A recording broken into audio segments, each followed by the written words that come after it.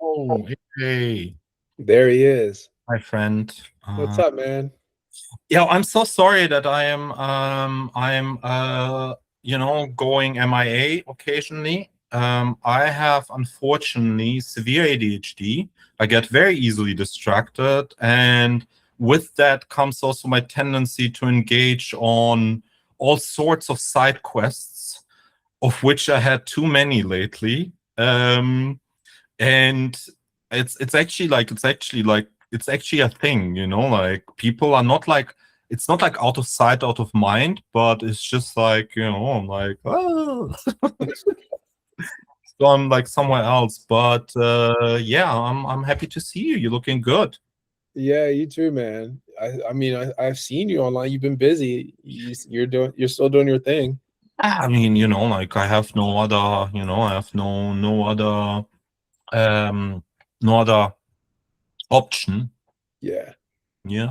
But it's been, it's been okay. Like I got a little bit, not overwhelmed, but also not surprised by the feedback on the community radio index. I'm obviously new that it's going to be well received, but I didn't expect it to be as well received. Why?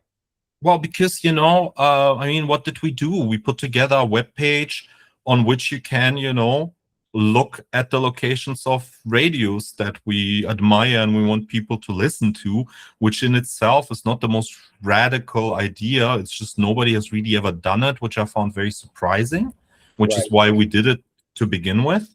Yeah.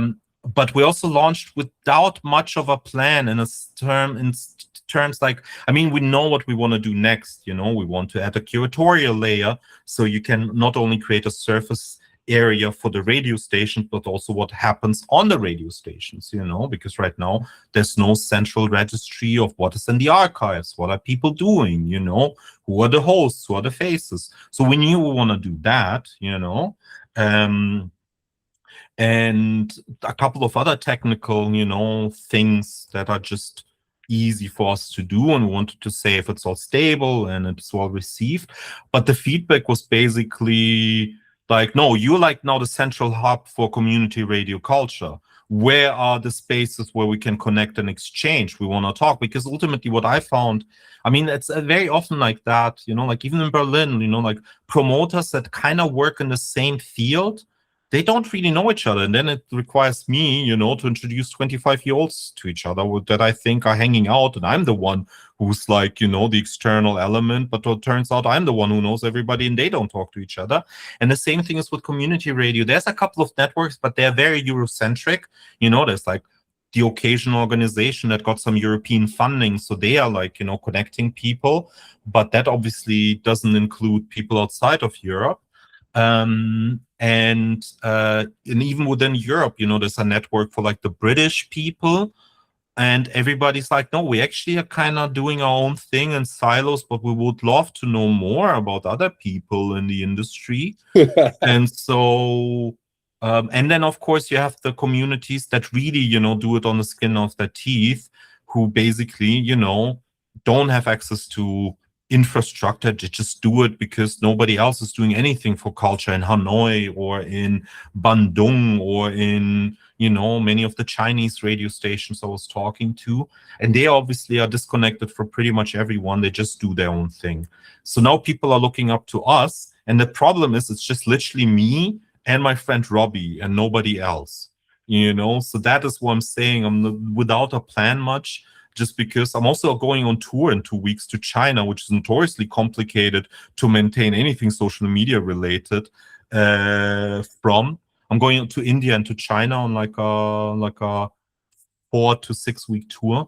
So I'm now also urgently trying to identify from the people that pinged me who's trustworthy enough that I can kind of onboard them immediately so they can like be supportive. But it's also a big decision because you're getting somebody in that you can't just, kick out, because we're non-hierarchical, which is why I also said in the bio it's currently maintained by me and Robbie. But it doesn't mean that it long-term will be, because we're also setting it up open source. Anyhow, these are all the things. So we went into this and now we are 24 hours later. We're like, okay, so how many hours have you slept last night? Not that many. Well, that's because, like, while we're talking, I had no time today. There's like about 80 contributions waiting for me to kind of get into the system, which need to be manually approved because people are notoriously bad at data entry, so Right. and so these are the things. But I'm very happy that it happened, because it needed to be done. Yeah. It's just and I don't want, there's no business model attached to this and won't be. This is not about that. Like, the business model is that Robbie, as I said, has this software that he would love to now, kind of get going, which is, the kind of content management software for community radios. So that might be, a thing. But it's somewhat overwhelming. Yeah. Because I also have a sense of responsibility, and the worst thing is like people who kind of claim a project and abandon it. And I tend to follow up on things that I promise to people, and It's important. Yeah. That's why you're so well trusted. Thank you. And I was just on a call with, of course, Malcolm and Refraction and all that. Yeah. Mhm. So it's just talking to Malcolm and the team, because one idea with the IRL network is, of course, there's only a handful of community radio stations that are able to do what they do without much pressure, because their business is not radio. Their business is running a bar or a space or being embedded into a space. And I think a lot of venues don't realize the potential of being an infrastructural hub for that. So I was talking to IRL, so they might, within their network, facilitate the willingness of venues in the network to host, these stations, or, use their infrastructure to set up stations. So that's like the kind of cross-pollination that I think makes sense, but yeah. I love it. I love it. So Yeah, I think that. the plan I wanted to talk to you about is taking this to another level with a business model, but same idea of elevating underground culture around the world, knowing that there's a lot of unique things happening in many places that are going, unseen and they're missed, and trying to elevate them. So, what we have been planning and plotting over the last couple of months is our go-to-market strategy. We've had this platform for a while. We continue to grow it. We're adding, new features on it now with the addition of sort of AI coding. We can improve the product pretty rapidly. But we need sounds. The infrastructure is, probably 75% there. There's some stuff that we want to add, but I think, for what it can do, it works. The business model has been, we proved it at a very small scale. So right now we are, just to remind you, it's a sample library that we're building from producers. They get paid per download. We split our subscription fees 50-50. And each time a producer gets a download, he gets a share of the subscription fees, right? Today, we launched payments in Q1. Q1, we paid 40 cents a download, which is 120x stream on Spotify, on half our revenue, which is like at the time was $45, right? Hey, we got 16 euros of donations yesterday, so I know Nice. I know how to be happy about small numbers. Yeah, but I mean, think about that. On $45, we paid 140x Spotify. And in this last quarter, we paid 68 cents per download, which is 227x Spotify. So now we're saying, okay, well, the business model works where we don't need 1 million subscribers to make this attractive. And we want to see if this model can scale. And so how do we do this? Well, let's do it city by city. So we hired a guy. He's gonna he introduced some bigger name producers, but he's very well connected to like New York City Underground. And we said, let's launch in New York City. Let's bring, influential producers who are really representative of the city's sound and are influencing the sound, driving the sound. Let's give them a platform to be seen and a way to export their sounds to the rest of the world. You know, we will pay them for the sounds. They maintain ownership. We get this license to monetize and distribute, and they have this new economic engine that allows them to, you know, hopefully make more money from their music, release more of their work, and ultimately see and track who and what their music inspires around the world. And so let's do it in New York. We'll put, you know, 40 grand into this and see if, you know, we can really build, you know, visibility for these producers and, you know, help them build brand alongside ourselves as well. And if it works, you know, on a very small conversion, we turn 40 grand into 1,000 users on our platform. And that's about 100K annual run rate, ARR. And if it works there, then let's do it in Lisbon. Let's do it in Prague. Let's do it in, you know, Berlin. Let's do it in South America. Let's do it, you know, let's do it in other cities. Because again, like we know every city has a sound that are driven by local artists, but that culture right now is hidden. And we think there's a big market for it. And I think what you have just done is an example of that. So so that's the idea is, you know, we're gonna sort of bring this underground culture to light, you know, elevate it, float it, you know, for lack of a better term. And then you know, again, if it works, we want to repeat it really around the world. And so that's, you know, that's what I really want to talk to you about is like, is there a way for us to work together on this? You know, you obviously have the relationships, are in touch, I think, with the right producers. You know, and have the same belief that we do that you know, underground culture is innovative culture. That's where all the interesting things are happening. You know, that's unique and that's exciting, and you see the value in it, and as do we. And you know, is there a way for us to, you know, work together in the same capacity that we are working with this guy Dro in New York, where essentially you're making introductions, helping us, you know, sign content. We don't really sign artists. We're, you know, signing our content and helping give, you know, these emerging producers visibility and an economic engine that they can rely on. So what were your, so how did he approach that in New York? Was like literally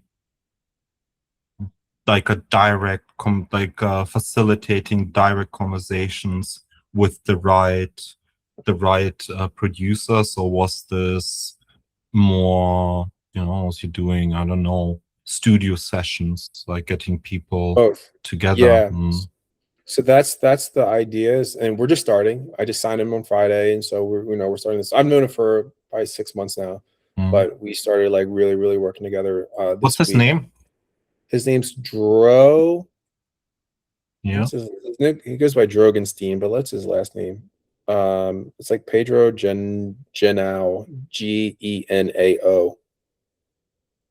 I believe. Let me see. Pedro Genao. Pedro.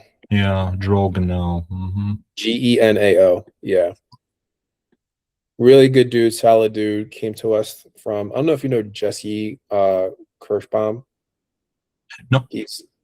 He runs a new agency. He's been around Web3 stuff. I know him from Web3, and then it's him and his brother run this company called New Agency. And so I originally went to Alex and Jesse and said, you know, do you guys know Alchemist? Like, you know, thinking about who, if we put archive, you know, together of unreleased content, like who would drive the biggest, you know, bang. I was like, Alchemist would probably do that. And so they're like, we know Alchemist, you know, we know his team, you know, we know all these guys. And so that was how we got to Dro.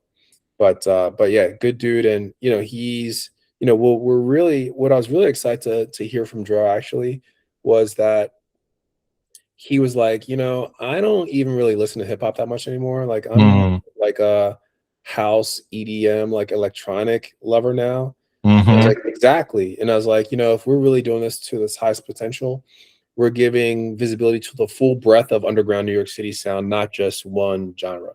Like there are hardcore kids that are going nuts. There's like emo, there's, you know, there's obviously a lot of electronic stuff happening there.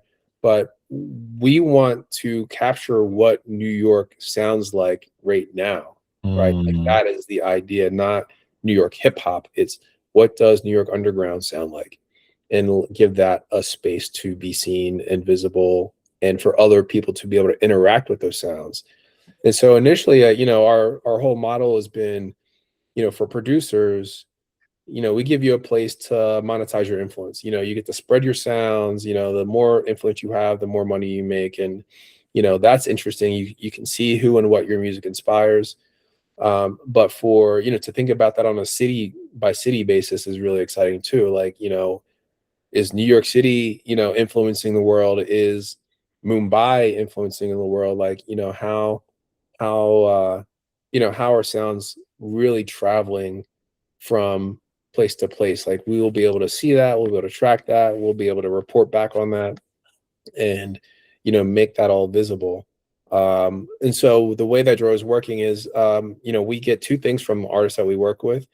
We license the content, and then we get some sort of BTS of them like making, right? Like, that's another important part of this. So to your question, he is considering, we have been talking about doing studio sessions and just bringing producers together, like maybe just like, put a video camera in the corner and just like record it. And then we get everyone on camera, we see them, they can be seen, we can put that out for them, and give them the visibility that helps them build their brand. And we get to do the same thing through the affiliation. You should, I mean, Float should be running. Give me a second, I just need to find something in my archive. Just need to find it on one part. So I post too much shit, man. Is that possible? It's really like hard to. You can't find it. To Yeah. get into, through my stuff. I was just looking for this young US American producer who's like legit one of the most talented American rap producers right now, and he's part of that Twitch producer generation, who basically has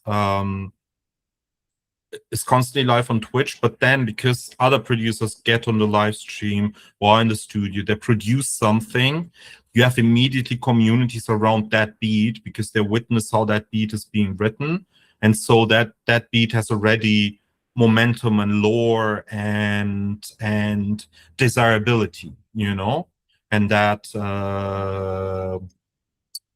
is one thing that I think Float should corner, that way of not doing like BTS content, because like live streaming. Yeah, that stuff it's great, for somebody who's also like now started to sell his videography skills. It's a great income stream. I do that too now as well, white label productions. But it's not what Float needs, because the culture that you're talking to is documented these days differently. Yeah. So if you think about like the kind of media strategy, particularly for this like New York guy, set them up as Twitch streams. Bet. I like that. Yeah, that makes a lot of sense. Set them up as Twitch streams, and then you get that's all we need. Yeah, that will be, and then if it's gets enough momentum, then you'll have basically also like a content printing machine, but also like a you're basically producing the stuff that you buy while it's baked. Yeah. And I then mean, I think sell it to an ultimately interested audience. that's the direction I think this heads. Think about that concept that you just mentioned, combined with Anthony Bourdain, No Reservations, right? A global, this is you, global traveler, touching down in scenes around the world, identifying what's hot, and putting that on a Twitch live stream. Yeah. I think eventually that's where I want to go. Yeah, of course. Right. But that could be, I think that would be that could be a distinct feature of Float, where on the surface it looks like a media company, which it is. Right. But ultimately, that's just the surface layer towards audience, because you are running. What's the TV channel where you buy stuff, QVC? Yeah. Yeah, it's like a sort of QVC type of setup. Yeah. Yeah. I mean, if you really want to take it to the QVC level, imagine now that, on that live stream, the shirt you're wearing, the hat you're wearing, the earphones you're wearing, they all have a link. There's a store at the bottom that you can go and purchase all this stuff from. I mean, TikTok is trying to convince me that this is what I should be doing on my profile. Really? I mean, that's how most people make money on their TikTok live streams. Oh, really? Yeah, it's a huge. Really? I mean, yeah. That's. I mean, in China they have mastered that. You've never watched one of these like Chinese live streams where they where the models change like outfits within 3 seconds, and then they do their poses, and then I've seen them, but I'm thinking about something that's a little less in your face salesy. I know. I know, absolutely. Like, oh, that hat's dope. Like, I should be able to wear that. And ultimately, I've heard this from a couple artists now who are also thinking about, this line of like content where they're saying, my music's not really catching like it should. And, what I think is missing is like an overall world that I'm building. So I want to add visuals. Like there's one guy that said, I'm making like dark, sort of melodic rap music that I think pairs well with like horror. And I want to make horror content, like a little horror series, but everything in that's shown in the video should be for sale. Like, I want to launch my merch line through this, or like I want to do, I want to have things that you're seeing in the video be purchasable. I was like, yeah, that makes a lot of sense. Like, it's like a visual catalog. And if you're really trying to bring people into your world, then they should be able to dress like you. They should be able to, have the same candles as you or whatever, I mean, like, they should be able to embody the lifestyle. And I think that's definitely a potential. To me, what it does is it serves for us and our purposes. I think we ultimately want to be a platform for artists to be able to sell stuff. Right. So, think about, okay, now the painting on the walls, you could buy like everything is artisan, is made by artists. And, again, if we're doing this on a global basis, then there's a lot of unique, interesting culture that's representative of a city that, right now has no way to be exported. The sounds are the first thing, right? The sounds are how we gather audience. And, you understand this perfectly. That the media is just the storytelling, the narrative for us to be visual. Ultimately beneath that is distribution for sounds. But once we build the distribution for sounds, we can build distribution for other artists, right? And who gravitate to this music, or who relate to this music, or who are, the music scene in DC and Baltimore is not just a music scene, it's a creative scene. A lot of different types of artists that are represented there, but they don't have the capability to sell their stuff. So I think we start with music. Music is the focus, but ultimately I think that's the potential over time. By the way, to your artist who the horror stuff, which of course horrorcore is a thing. Never been a fan of that, like there's only so much murder fantasies that I can listen to, and most of that is already covered by my metal taste, because it's a little bit more, not as full on in your face. But a lot of artists confuse world building with aesthetics, and that's like a really, really big mistake. Adding visuals to what you do is not world building. It's, drapes, more or less complicated drapes.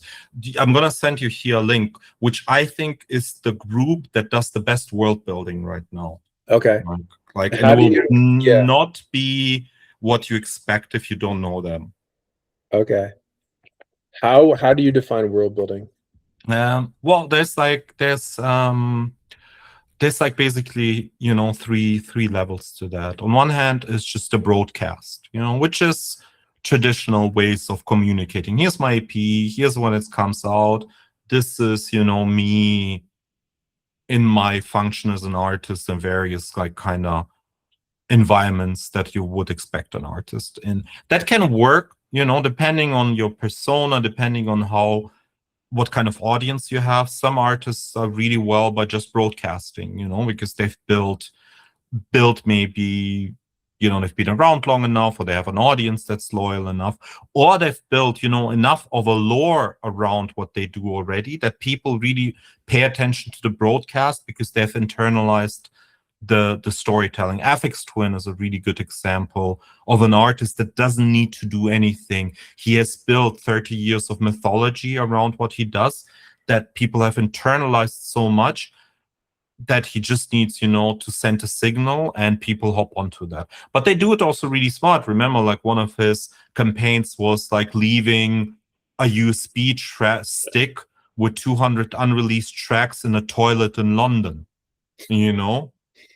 like, and people found out, and then it went on SoundCloud, and then people had all of a sudden 200, Aphex Twin tracks for free because there were no USB stick in London. But ultimately, so that's like broadcasting. That works only for very few artists. Storytelling is, of course, the next thing where you actually can, allow your audience to immerse in what you do. That is usually very often personality driven. These are like artists who actually, break through the fourth wall of, I'm not just, like an artist, but I'm like in one way or the other relatable in the way I, tell what I do. It doesn't need to be, that artists talk like, this like meme trope right now, follow me as an influencer with a limited vocabulary, like it's like, hey guys, today you're gonna follow me to this, no, I don't want to follow you anywhere, fuck off, this is like, I follow too many people.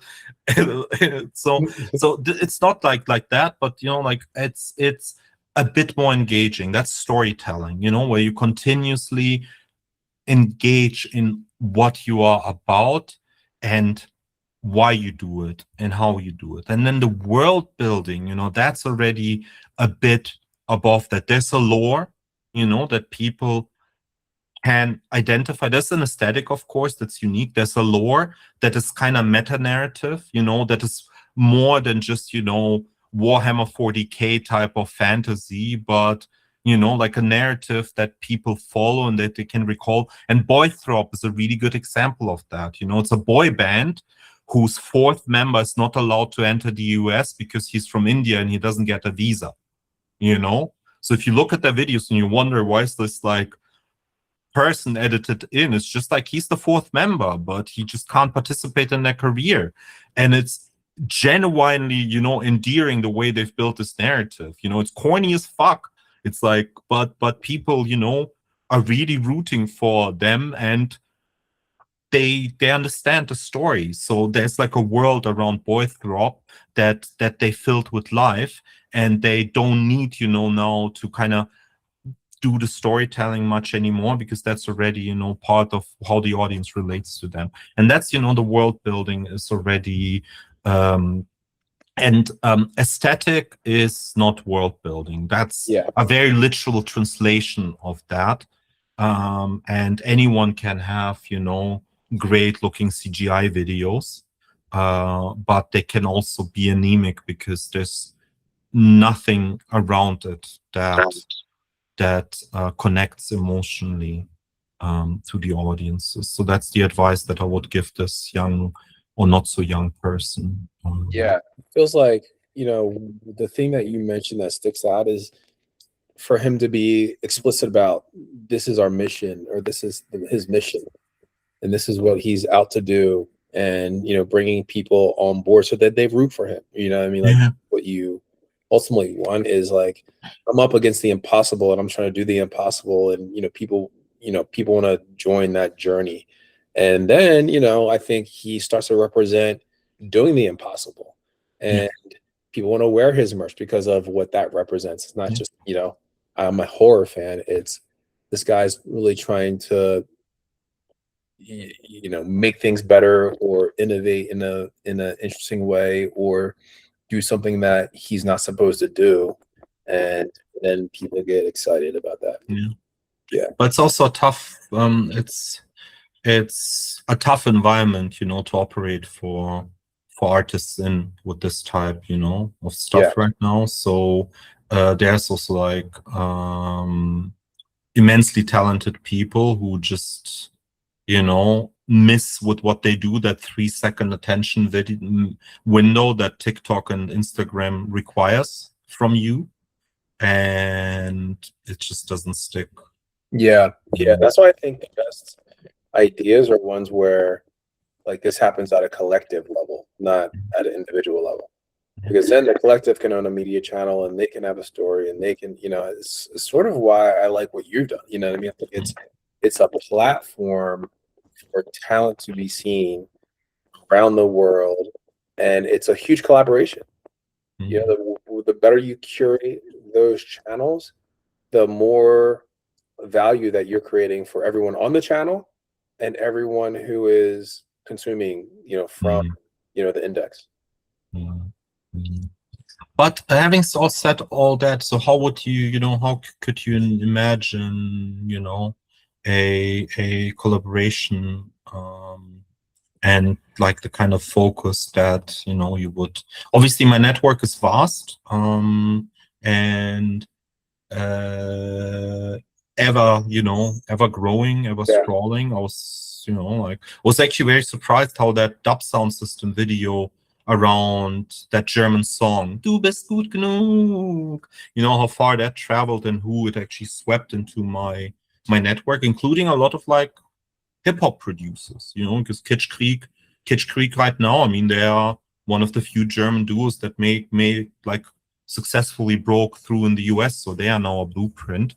So of course people look up to what they do and who's affiliated with them, and I happen to be that at the moment. But obviously my network is also sometimes a bit more specialist than that, like the one advantage I have, I'm a generalist, but that means that I'm also, not in all the niches very deep, but in many niches, deep enough that I understand how to dig deeper. That's, I think, the best way to describe it. I mean, I've always thought of you as you're a curator for curators. Yeah. Thank you. So you're welcome. I knew you'd appreciate that. But that's true. And I trust your taste. I know that, I trust your taste in people as much as I trust your taste in music. And I think, the way that we could kick off is, by understanding that your network is wide, is really just to, I wouldn't say restrict it, but confine it to like maybe a city. Like, is there a city that we can start with? Just like, we're doing with Dro in New York. Dro, same thing. He's got a global network. He knows people everywhere. I'm like, no, we want New York City underground sounds. Like that's the place that I think, we want to pop off. And it needs to be, you need to start with, like the go-to-market thing is if you own New York, LA and London, you already own more market than 15 of the biggest European cities combined, So but, New York, I think is special. Is LA, London? I don't know. Like, what? LA, I can't say, I've never been.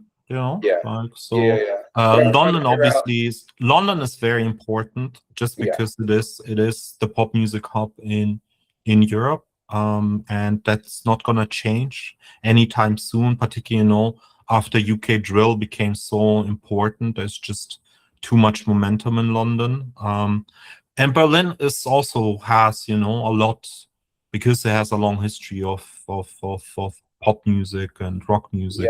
So Berlin and London are two cities that I think should be on your radar. Paris currently, What about Paris? I mean, you should never underestimate the Francophone market, just because, the Francophone countries, they are very passionate about just listening to French music.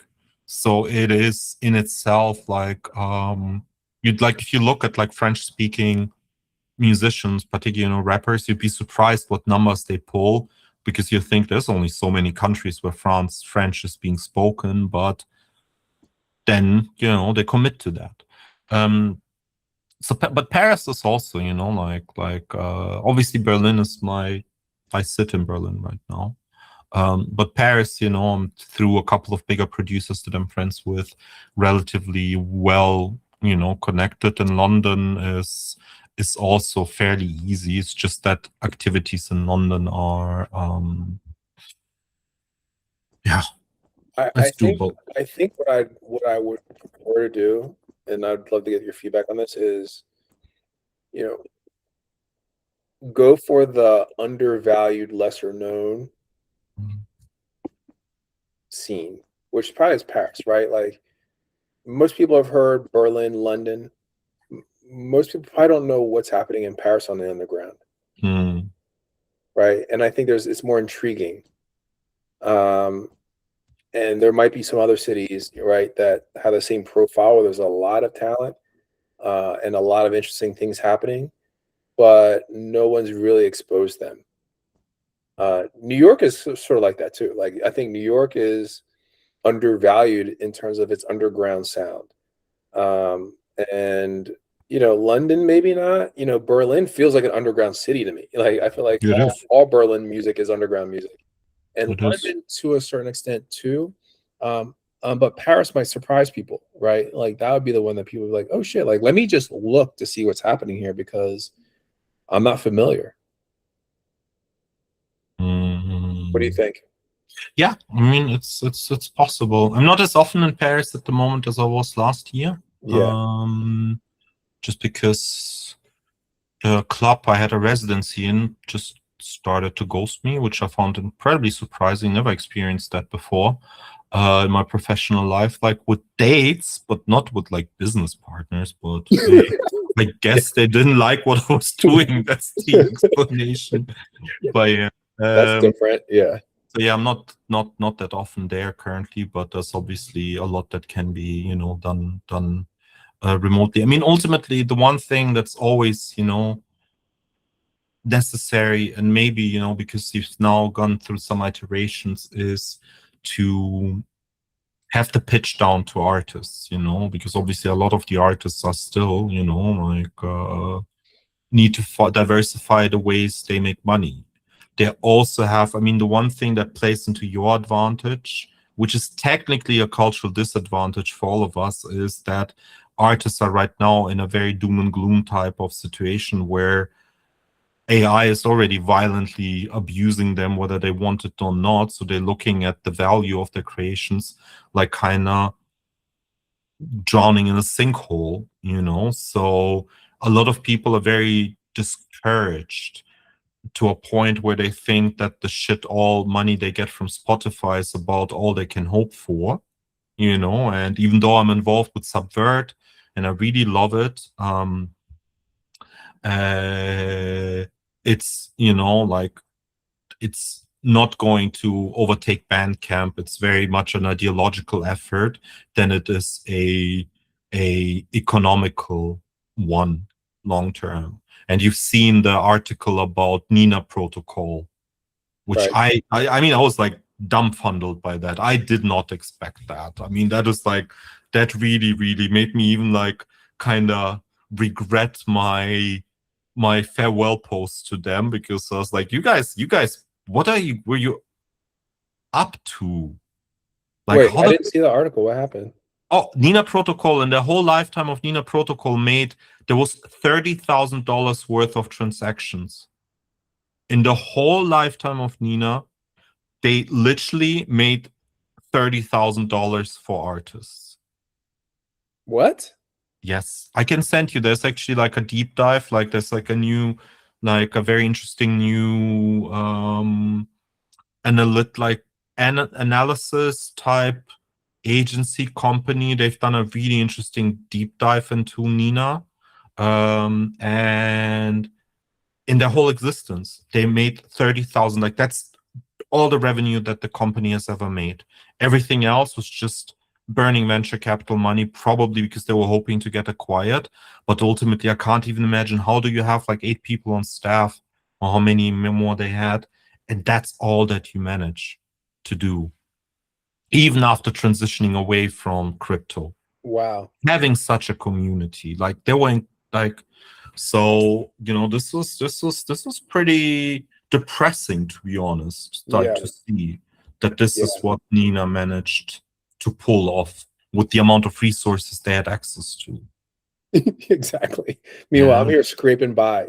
Yeah, you're scraping by, and I've already, so like having the pitch down, to kind of adjust also. I mean, like to get that, so I can also kind of think about the messaging and how that applies, because also you need to understand there's also mentality differences, like the way hip-hop producers go about, move about, make money, and the way, and particularly in the US, and even within the US, probably there's huge differences of how business is conducted in New York versus how it's conducted in Atlanta. And then you have Europe, which is, still in many ways driven by it's more ideological. And in a sense, of course, you have people who just want, want exposure and money, but many artists are like, yeah, is this the right thing for me to do if there's like a socio-political kind of issue that I might take with it, or my community might take with it? And so you need to obviously to adjust the messaging to that. Yeah. I mean, I think for us, like what we've come to realize, or what I've come to realize, is that same thing we were saying about world building is important for us to start out with, like, continuously impress what our mission is to create, in this world, like, economic infrastructure that artists can rely on and depend on, right? Like that, we want to see artists win. We want to see artists lead. And I think, what we can really do to help ourselves is just be very clear about the mission. And then that gives context for, sort of how we're behaving and how we're acting, right? It's, we love art. We love artists. We want to see more art, more artists, survive and, be able to sustain a career. And we know that the infrastructure today doesn't work. The entire internet's being rewritten right now with AI. And I think to your point, we see the future that's optimistic for artists and not pessimistic. We think there's a future ahead that artists win, especially influential artists. So to us, like, we've really gotten the last, like, since we start talking, re-engaged, like, whatever, 6 months ago, gotten really sharp on even who we want. It's the influential producers, the producers with influence whose brand doesn't match their influence, because we're coming out of an attention economy, and that rewarded a certain type of behavior, and it wasn't talent. Talent is not what was rewarded, but I think going forward, that's what will be, and that's the infrastructure that we want to build. That's the platform we want to build, and those are the artists that we want to help. Yeah, and I'm sorry if we like repeat that part of a conversation that we had a few months ago. But because obviously, since you are interested in acquiring, the content, how do you currently? Because obviously, there's also now, again, like the kind of catalog business has flared up again. There's like an influx of money into catalogs again, particularly, like not even the big ones, but like kind of the sustainable ones. I don't know if you saw like Duetti's 2025 analysis kind of strategy paper. It's quite interesting. It's like one of the more interesting things that I've read recently on the state of the music business. But how do you, in your conversations, address that with artists who like, if I kind of engage with you? Am I devaluing the worth of my catalog in No, case you're doing the somebody else? opposite. Yeah, by working with us, you're actually increasing the value of your entire catalog because we're creating new revenue for you. That is something that I think, I mean, obviously then you have that argument already down. So I'm quite curious to see, you know, the kind of, yeah. Yeah. So if you think about, you know, if you think about an artist, But also what I think would be interesting, particularly to get influential early stage, like influential artists that are early stage in that part of the career, is to build the narrative around how, well, nobody's going to come to acquire your catalog anytime soon. Like, love you, you're amazing, I hope it happens, but Psygnosis will not, you know, come knocking anytime soon. But this is your kind of a way to prepare you for that, or in turn say, you know, this is the kind of like internal clients that, I mean, I don't know if Float has that, but maybe, you know, like talent buyers, you know, hang out at college pitch fields or in third league games here in Germany, you know, to buy some sort of new talent for a soccer team in Florida. That could be Float's role of actually, you know, yes, one part of our business is producers buying this, but actually the real part of our business is the catalog buyers using this as an early signal. right. Don't know if that ever crossed your mind. Well, it hasn't crossed my mind in terms of catalog buyers, but it has crossed my mind in terms of like making talent visible so that maybe a label signs, right? You know, it's like we're a big A&R platform.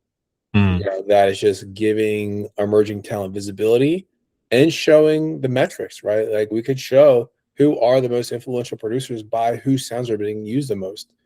And so that's data and information that obviously the artist would love to have and know. But also I think, you know, for one, you know, people who are valuing catalog, now I can look at, you know, right now all catalogs value based off Spotify numbers. Yeah, no. Now I have to look at Spotify and I got to look at Float, and okay, now, you know, I have this higher revenue number that is giving me a better sense for your overall catalog value. Your released stuff's on Spotify, your unreleased sounds are on Float. Combined, you're worth more because you're, you know, you are generating more revenue from your music and your work.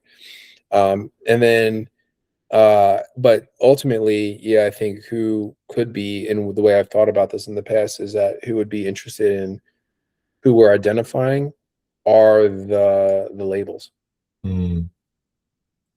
And you know, that's one of the questions that I was getting early on in Float is like, what happens if an artist, you know, comes through Float and then signs with a label? Like, fine, that's what we want. You know, we want them, you know, we can hopefully guide them towards that so they get a fair deal and they have more leverage and, you know, all that stuff.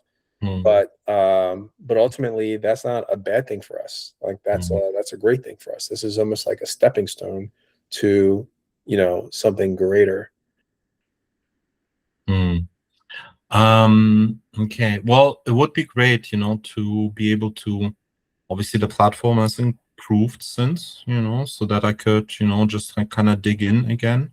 Yep. I'm not sure, you know, like what kind of internal documentation you have right now for like the kind of making the argument. Yeah, so you can reflect on that. I can send you the pitch. I can send you, we have an artist deck that I probably should update. And then I can send you the agreement that I have with Grow, just so you see it. And then, you know, we made some collateral material for him that we could easily, you know, template for you as well.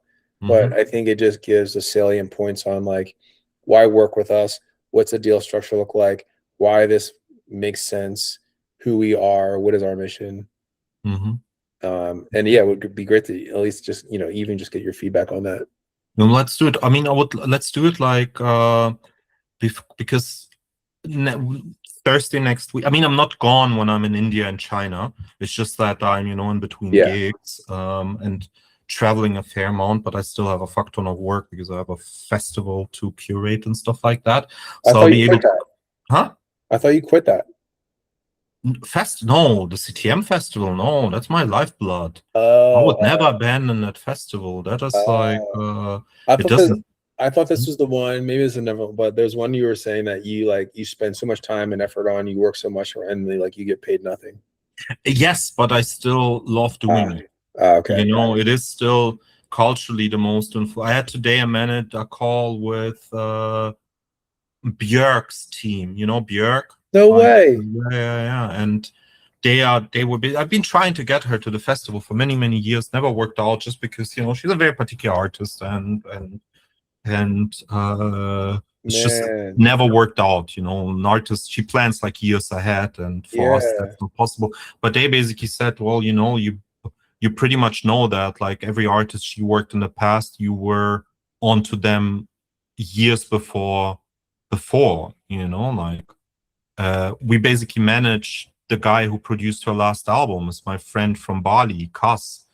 You know, like we were the first one to bring him out of Indonesia to Europe ever. So they were like, yeah, now it's finally time. So they want us to do her exhibition and to do, you know, an event with her and all that. CTM, I love CTM. It's just stressful and it's an ungrateful job, but culturally it's the most influential thing in Berlin. You know, and that is like hard to bet. If you look at like the rule of diminishing returns, I've done already enough for the platform that my reputation doesn't grow by being involved anymore. But that's not what I do it, you know. I do it because I find myself in a room with like some really crazy music and some really crazy people, knowing that no one else in the city has enough will to abuse themselves enough to make this happen, you know. So that's why I continue doing it. But I've changed a little bit the rules of engagement I have with the festival. Got it. No, but if we can do this, you know, until I leave to Croatia, because I'm doing like a festival stage in Croatia next week. So in the next 7 days, we can talk again. That would be amazing. Okay, cool. Yeah, I'll get you some stuff ASAP, and then we'll get this going. And I have another question for you, because I meant to contact you about this anyway. But I am basically, I'm not at the point where I'm pitching to CMG yet.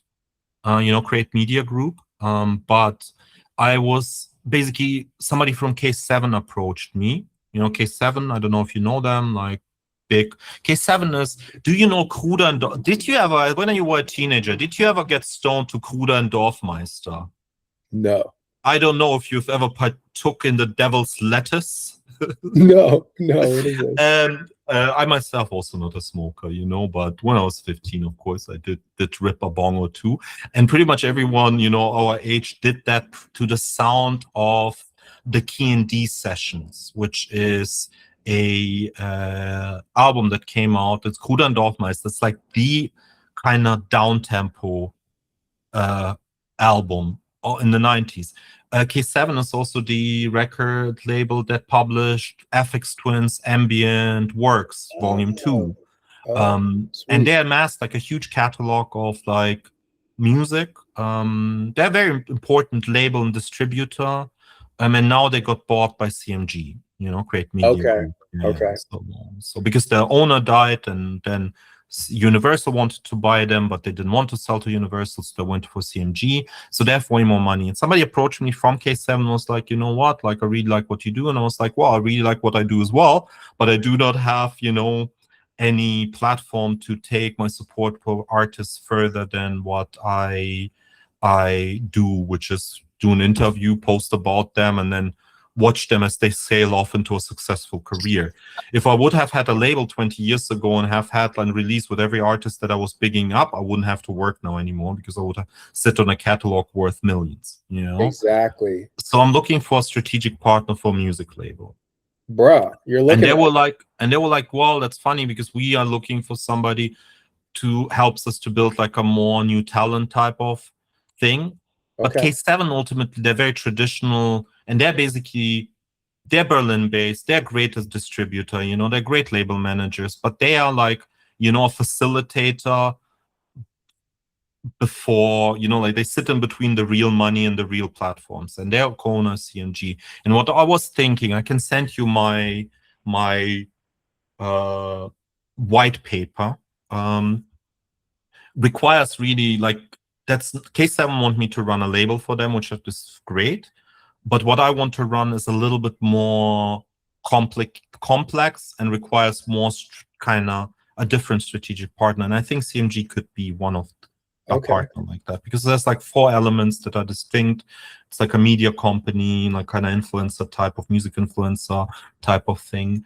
And so yeah, like CMG is somebody I want to pitch to, but there's also other entities that I might be able to pitch to, you know, with money for that. And I, of course, wanted, because, you know, one thing that I do not know is money in any way. I do have an advisor, Dima, who's really good at these financial things. So you think the two of you would kick it off. But I wanted to ask you if you potentially, if there will ever be a deck, I could drop your name as one of my advisors for that, with your background in music, but also in investment banking.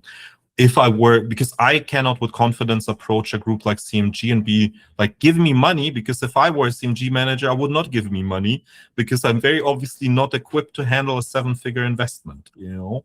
Right. But having some people like I'm in.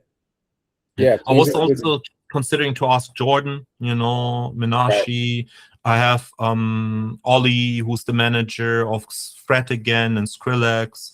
He's like on board for doing that. So I do have, you know, like a couple of senior advisors who might not quite understand the culture that I represent, but understand how to make sure that it might, you know, be well funded. Yeah. Look, I'm down to be included. I'm down to look at the pitch. I think it, you know, look, I trust you as a executor of culture and taste that will do it at the highest standard, you know, like no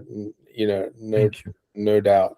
And if CMG doesn't want, you know, I think there's a pitch we can make to others. And I think, you know, this is potentially something we could build, you know, together too. I think that'd be really, really exciting and interesting. But yeah, definitely include me. Yeah. I'll send you that. I mean, it's an essay more than anything currently, but cool. I'll send it to you. And then, you know, next week when we talk, we can you know, kick key on that as well. All right, cool. All right, Mikhail. Well, I'll let you go. Thank you so much. My pleasure. Thank you for the patience, you know, because I know how frustrating sometimes can be when people just poof. Oh, I was going to ask you, whatever happened with Davey and SoundCloud? Anything? Oh, yeah, I actually wanted to ask you about it. So I spoke to Davey. She was incredibly excited, you know, like was like, oh my God, you're exactly what we need.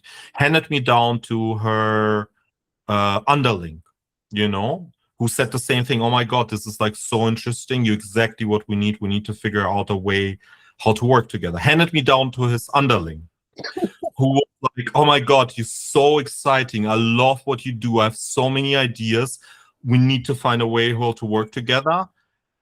I'm gonna, you know, like make sure that we speak next week again. And since then, nada. Like I followed up 3 times very nicely, you know, with enough time in between, because I don't want to be appearing needy, but you know, like waited 2 weeks, waited another 2 weeks, you know, and the third time is like when I'm like, I can't, you know, I'm stupid.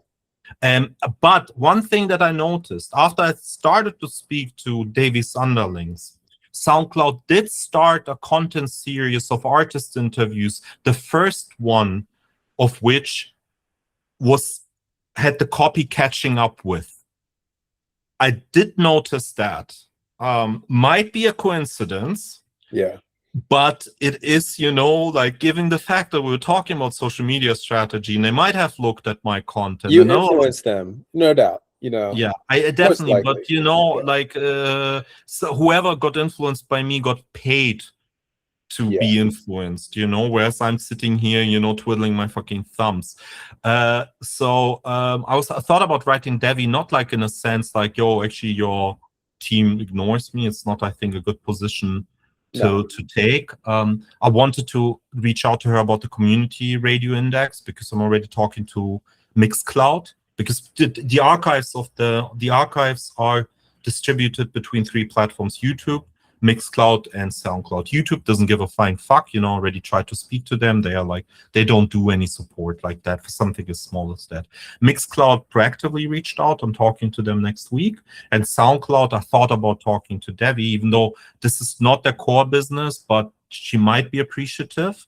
That was like the only way that I thought I could re-up the conversation. But I felt a bit frustration because everybody's telling me how amazing my insights are. And then, you know, it's just like, I mean, I understand it's an organization, they have other goals and all that, but I think it's a thrown away opportunity for them.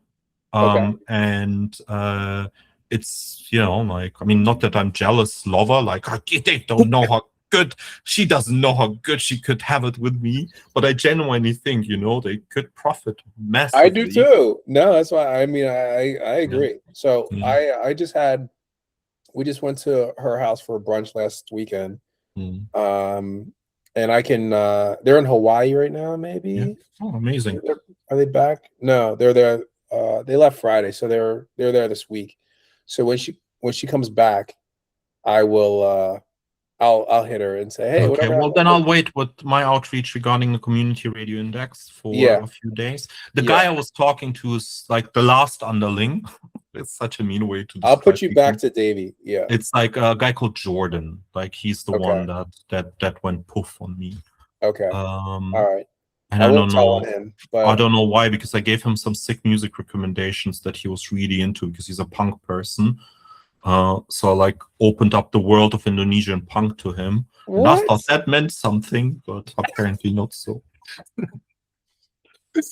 Oh man, I love you so much. You're so funny. You're literally like one of the funniest people I know. I would love to, you know, like, and I would love like if we could kick it in person at some point. I just don't see myself coming to the US anytime soon, just as I don't have a reason yet. And you, I don't think will be. I'm gonna try to make ADE this year.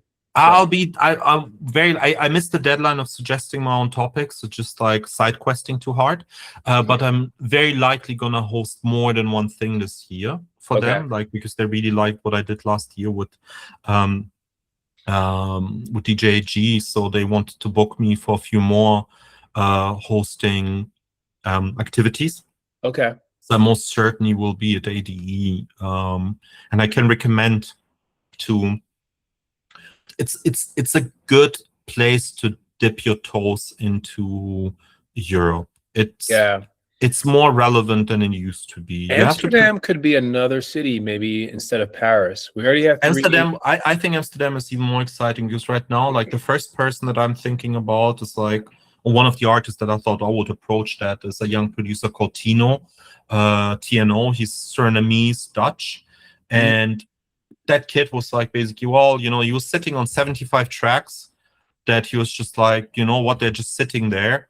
Releasing it with labels will just take too much time. I have too much creative energy, already moved on with my, you know, what I do. So he just released it as a Bandcamp download. I bought it, you know, I have 75 Tino tracks on my hard drive, most of which I'll never be able to play. Wow. But having said that, there's a couple of producers right now in Amsterdam that just run circles around the rest of Europe in terms of the output. Yeah, I'm down for Amsterdam. Maybe that's what we do. Focus there.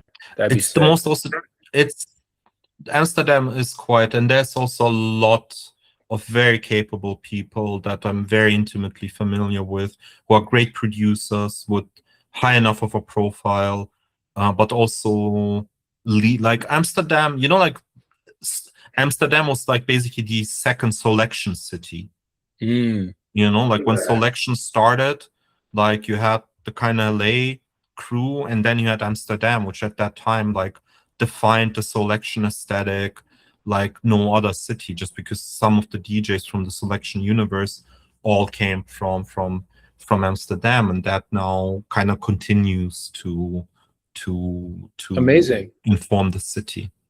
I did not know that like Selection had that connection to Amsterdam. Yeah. Okay. All right, cool. Well, that's good to know. And I'm glad. Yeah, I mean, Amsterdam has been high on my list. I love Amsterdam. I've loved going to ADE. I've loved getting to understand how robust the underground scene is there, and sort of institutionalized. I know a lot of artists that move there just for that. We have an artist, one of my friends is a DJ from DC that moved to Amsterdam, live there full time now. We have probably 3 or 4 members on float from Amsterdam. So yeah, it's a great city. That could it's a be bit too expensive, but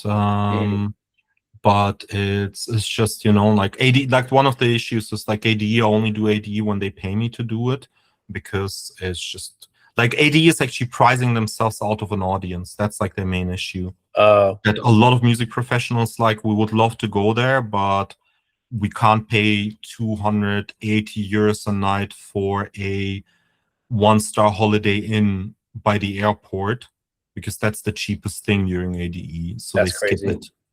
Yeah, that's crazy. That's crazy. That's crazy. But beyond that, it's a good place to start. Okay, I talk to you next week. Please slide into my inbox with decks or my WhatsApp messages with decks and information. Got you. All right, man. We'll talk next week, my friend. Yeah, you too. Soon. Bye. See ya. Peace.